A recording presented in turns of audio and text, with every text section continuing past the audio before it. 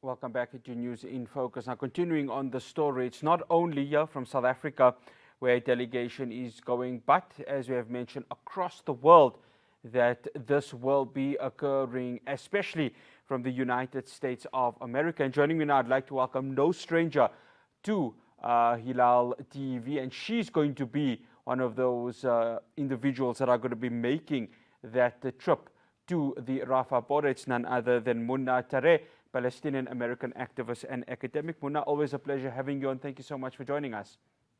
Thank you for having me.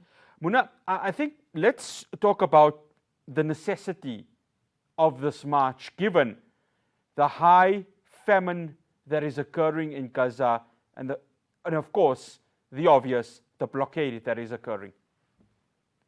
Well, I think this march is the most important part. I think that we need to understand that this march is not merely symbolic. It's actually a deliberate attempt to fulfill the moral obligations that our governments actually had, and not just our governments, but also international legal systems has also failed to deliver justice for the Palestinian people and to stop the genocide.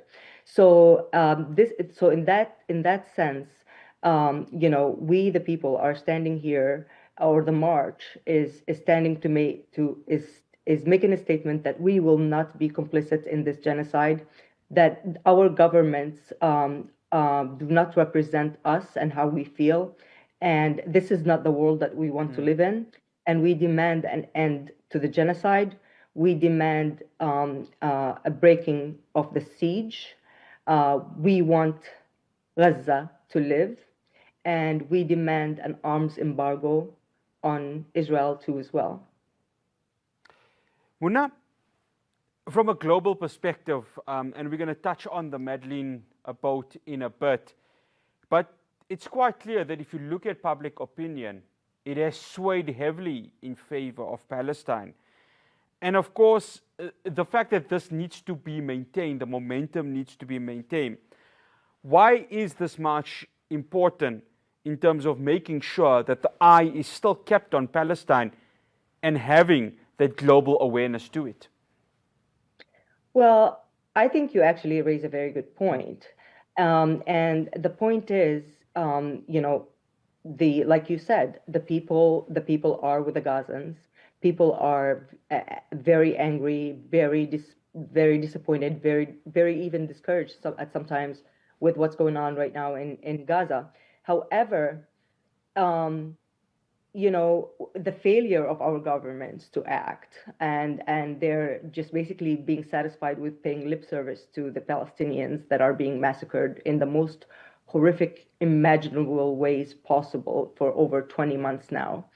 And the ineffectiveness of the legal international institutions, even as high as the International Criminal Court, to actually put an end to this genocide, tells us one thing, tells us that it's up to us, the people, to make sure that we stop it.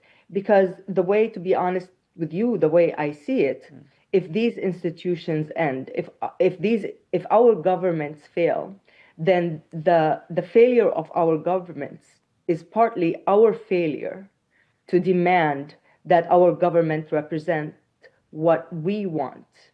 Okay, so it becomes up to us to put that pressure on our government to transform its policy to reflect the will of the people. Because as it stands right now, these governments do not reflect the will of the people. But we can't just simply say that's the case and blame the governments. First and foremost, the governments represent us. So it is us that have to actually demand from the government what we want in this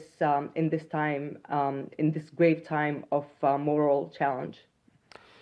Muna, I want to go to Egypt because I think both you and I, and we've spoken on a number of occasions, it's President Abdel Fattah el-Sisi. Nobody really knows what he is actually doing in terms of his decision when it comes to this genocide. On one side, he's saying Egypt will not take any Palestinian refugees. He's called for self-determination, especially when it comes to the residents of Gaza.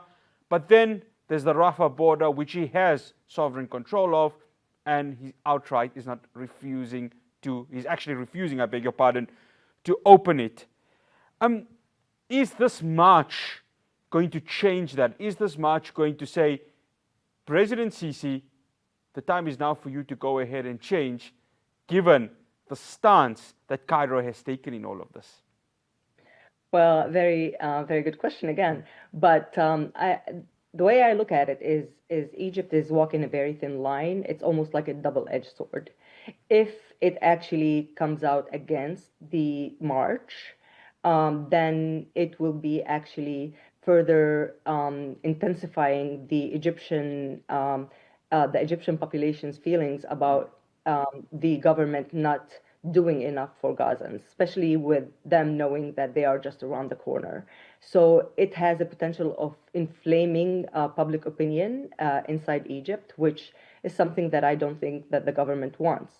On the other hand, if it does allow for the march to happen without any interruption, it can appear to look more sympathetic, which, according to its own government, they've been actually trying to also pursue ceasefire agreements and so forth. So it could look like it's in line with that, with the march's discourse. However, that also can backfire in the sense that the march itself, by allowing it, it also gives the Egyptian population almost as if it's okay to join the march, because we haven't seen an Egyptian delegation as of this point joining our march. So it is walking a very thin line. We are yet to see what's going to transpire, but the way I see it, Egypt must choose. It must choose to be remembered as maybe a collaborator in the genocide, or as a reluctant even gatekeeper, or does it want to actually stand with the people and against genocide? I mean, with thousands and thousands of people marching towards Rafah, the Egyptian people are watching, the region is watching, the world is watching, and this will definitely be something that Egypt will be remembered in the history book. I mean, its reaction to this march. One final question before we go to the break, Muna. People power. We see in the United States of America massive protests that have happened in solidarity with Palestine. You were part of many of them, if not all of them, since the genocide has started. The same can be said about South Africa. The same can be said across the world. We even saw in one latest one coming out of Rome in Italy. This march to Rafah, it shows, doesn't it, that the power of the people is there for all to see. Absolutely. This march is not a matter of diplomacy, but it's an attempt to highlight a moral clarity that stands against genocide. It's an action that transcends borders, languages, identities, collectively saying that the era of passive solidarity is over. So in that sense, it is a historic act of international resistance that is a clear type of answer against imperial silence and Western complicity. So it's a true testament of people's power, to be honest with you, and it shows that in a world where censorship, surveillance, repression, the march reminds us that there's a human spirit that remains, that longs for justice and morality in this world. And the people, and at a time when the government had failed us and international legal institutions have also failed us and stalled, the people have not, should not surrender and need to step up to the plate, demanding that this is not the world that we want to live in, where genocide is normalized. We demand better. We demand an end to the genocide. We demand breaking the siege on Gaza. We demand weapon embargoes on Israel, and we demand also, of course, that Israel be held accountable in the International Court of Justice. Don't go anywhere. After the break, I continue my conversation with Muna Tareh. We are talking about that march to the Rafah border. Do stay tuned. Welcome back. I'm still in conversation with Palestinian American activist and academic Muna Tareh, who's coming to us from Detroit in Michigan. Muna, as always, thank you so much for staying with us. Muna, obviously you've been following it. I've been following it. Millions of people have been following what has happened with the Madeleine ship. Still, we have activists that are being detained by Israel. What has happened at the start of this week vis-a-vis what's going to happen at the end of this week? This is only going to increase the pressure on Israel, isn't it? And the fact that the impact of this march will even add more to it. Absolutely. However, there is a very important distinction that we have to bear in mind, is that what happened with the flotilla, happened in international waters. So it was absolutely illegal for Israel to actually intercept, seize, arrest, interrogate this peaceful humanitarian aid. And if anything, it shows the whole world that even humanitarian and peaceful, nonviolent type of resistance that rightfully should be initiated against genocide, against manufactured famine, over a whole population, with Israel will only be met by Israeli violence. So this is something that we need to bear in mind. However, the situation with the global march to Gaza, the situation is different. We are going to be on Egyptian soil, so it's not international waters. It is the ramifications or whatever resistance or not we get from the Egyptian government, against the march will be from the Egyptian government. I highly doubt it that Israel would have any sort of direct involvement with trying to stop in the march on Egyptian territory, because this would really inflame the global politics, and it will put Egypt in a very bad situation. And Israel doesn't want to put Egypt in a very bad situation because it's been its ally for all these years. I mean, it was safeguarding the borders on Gaza and not letting for years before even this happened. So these are two important distinctions.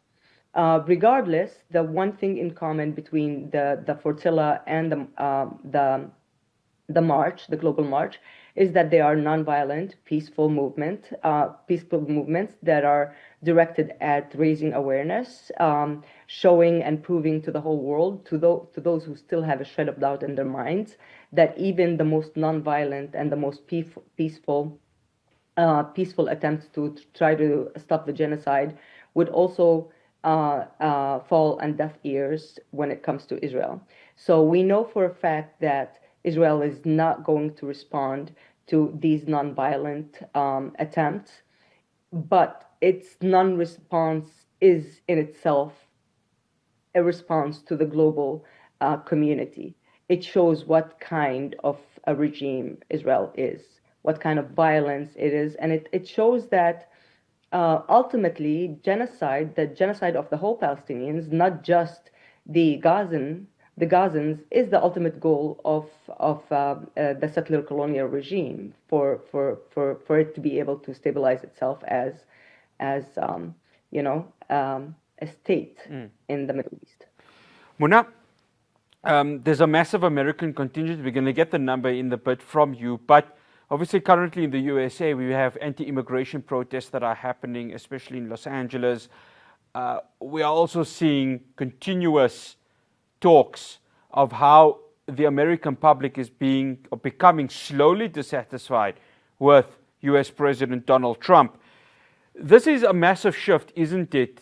And in the court of public opinion, it is the citizens who win in their support, obviously, when it comes for Palestine. But unfortunately, it is governments, it is the United Nations, especially within the Security Council, that makes the decisions, which leaves the residents of Gaza in this genocidal state that there is right now.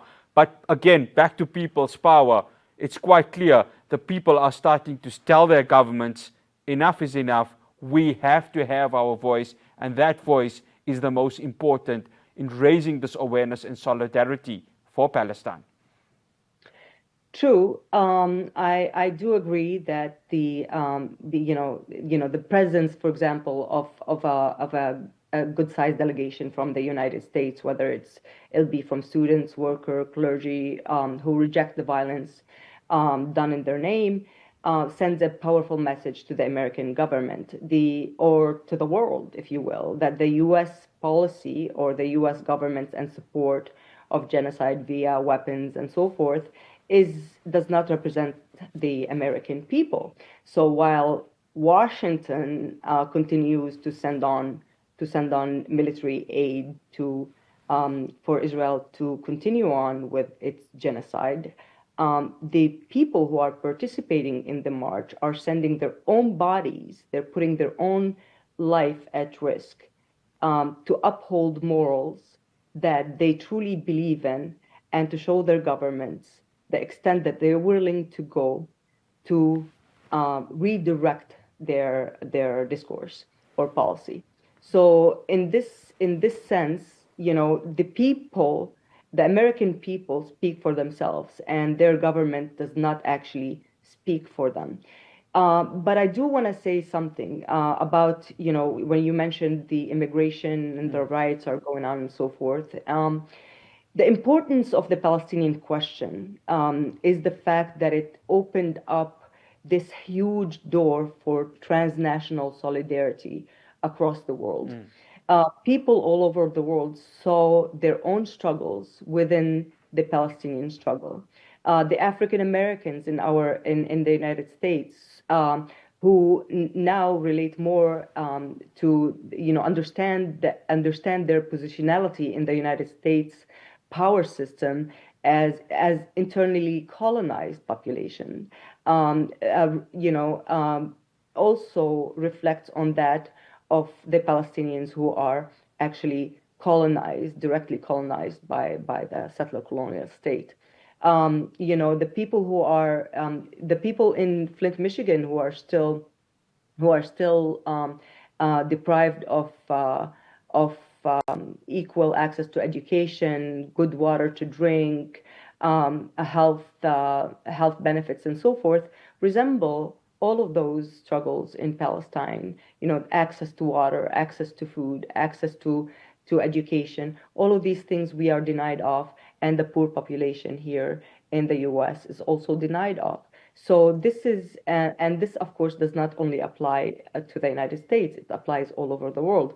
And this is why we say that Palestine is the cause of our modern day, because it encompasses all the struggles of colonized and marginalized populations around the world. Muna, the march happening this weekend, hope. I think everyone hangs on to this hope, whether it's big or small, that this border can open. But whether or not it opens, the fact that the march was done, the noise was done, that's an indicator, isn't it? Absolutely. What I would like to highlight here is saying that hope in this context is not something that we can look at as something that is passive, like, oh, I hope, as if it's happening on cloud nine or something. No, hope here, and the way we are using the notion hope here is in a radical matter. It's in a resistance matter.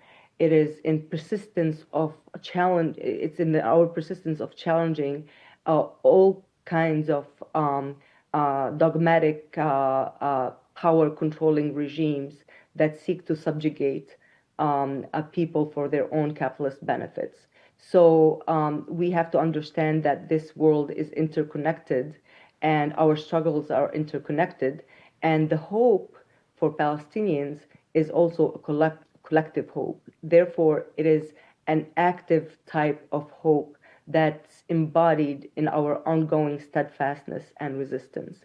This is the hope that this march tries to convey, because only by believing in our cause, not just hoping for the goals, but believing that we will achieve our cause, is the hope for a liberated Palestine and a just world. Well, now we just got 1 minute to go. How many from the United States of you and your colleagues will be going for this global march? Well, the last estimate, I think, was over 3,000 people from that have registered. That's all together throughout the world, Muna?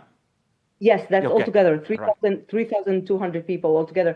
However, you have to remember also that this march is also a part of this march is also collaborates with other efforts. Like, for example, the convoy that is going right now from Tunisia and some Jazair, Tunisia, and some other Arab world. So with them, there's going to be over 10,000 people marching to the borders. Yeah, of course, we've seen that buses from Algeria, Tunisia, of course, heading towards Rafah. Muna, all the best ahead of the march. We hope to speak to you again after this. Always appreciate having you on. Thank you. Same here. I appreciate it. Thank you so much for having me. Absolute pleasure. That's Muna Tareh, Palestinian American activist and academic. Well, that's all we have for you here on News in Focus. From myself, Hospital, and the rest of the team in Johannesburg. Assalamu alaikum wa rahmatullahi wa barakatuh.